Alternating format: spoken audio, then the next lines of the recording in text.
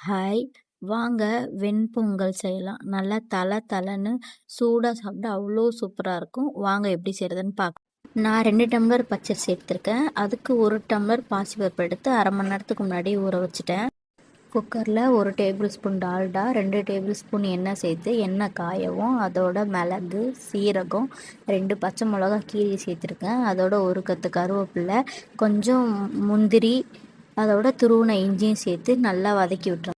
அது கூட நம்ம 1/2 மணி நேரம் ஊற வச்சிருந்த அரிசியை நல்லா கழுவி இது கூட சேர்த்துக்கோங்க.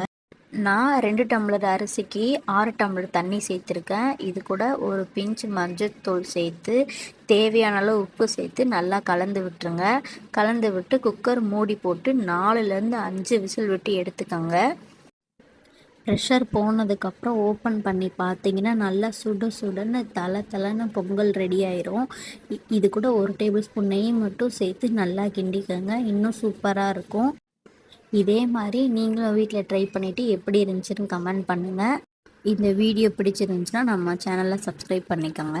நாளைக்கு வீடியோவில் பார்க்கலாம்.